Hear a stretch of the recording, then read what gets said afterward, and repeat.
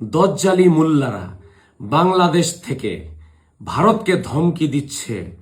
বাবা গো, এত সাবাস, এত সাবাস। তারা নাকি 3 ঘন্টার ভিতরে তারা যদি চায় এই সমগ্র ভারতকে দখল করতে পারবে আর ভারতকে হিন্দুত্ববাদের থেকে মুক্তি করে একটা জিহাদি রাষ্ট্র বানায় ফেলতে পারবে। এই ধমকি দিচ্ছে তারা।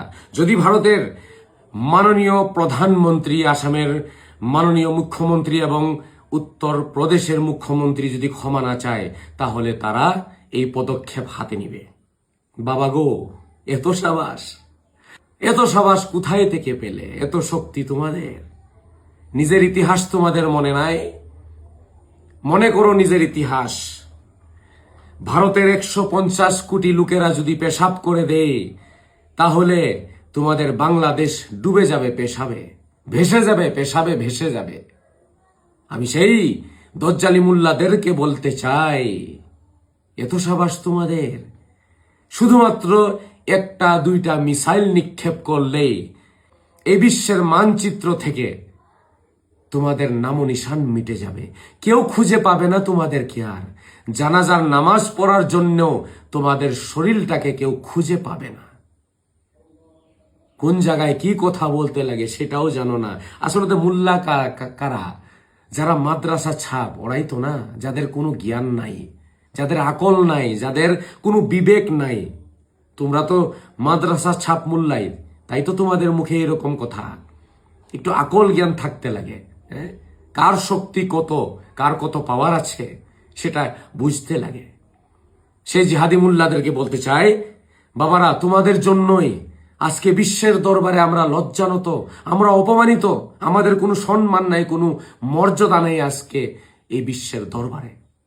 শুধু তোমাদের আচরণের জন্যে, তোমাদের দজ্জালিয়া আচরণের জন্যে, তোমাদের কর্মের জন্যে, তোমাদের এইগুলি উগ্র ভাষণের জন্যে, তোমাদের যেগুলি জিহাদি ভাষণ তোমরা দিয়েছ, আজকে ইন্টারনেটের যুগে সমগ্র দেশে, সমগ্র বিশ্বে এগুলি কথা প্রচার হয়ে গিয়েছে। আজকে আমরা মাথা নত, লজ্জানত তোমাদের জন্য।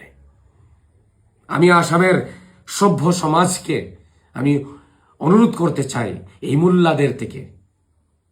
মুল্লাদের থেকে আমরা দূরে থাকা উচিত। আমাদের সন্তানকে, আমাদের সতী সন্তানদেরকে, আমাদের বংশের লোকেদেরকে এই মুল্লাদের থেকে আমরা দূরে রাখা উচিত। এদের চিন্তাধারা অনেক কট্টর, এরা অনেক উগ্রবাদী চিন্তা নিয়ে এরা জীবন অতিবাহিত করে।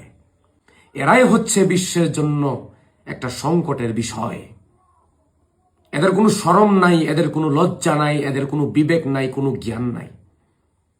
এদের ধর্ম হচ্ছে মৌলবাদ, এদের ধর্ম হচ্ছে কট্টরবাদ। এরা গোটা বিশ্বকে এরা জিহাদি বানাইতে চায়। সেই পরিকল্পনা নিয়ে এরা দুনিয়াতে বসবাস করতেছে।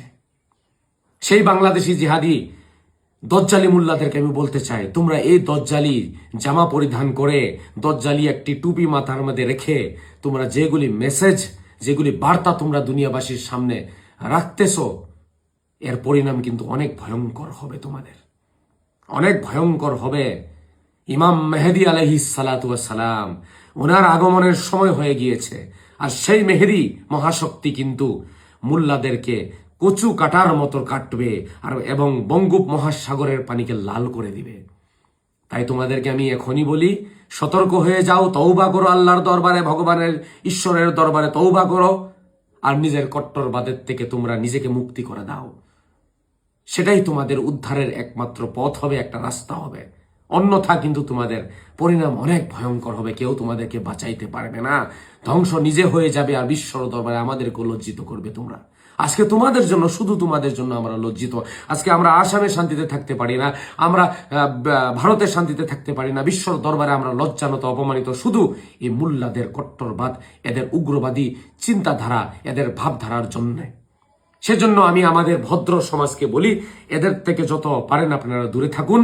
আপনারা নিজের জীবন আপনাদের যেভাবে ভালো লাগে শুদ্ধ রাস্তায় আপনারা অতিবাহিত করেন, পার করেন।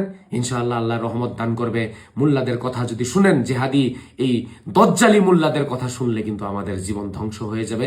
ইজ্জত সম্মান সবকিছু শেষ হয়ে গিয়েছে, আর কিছু থাকবে না। যা আছে সবকিছু চলে যাবে। ভুল হলে ক্ষমা করবেন। নমস্কার।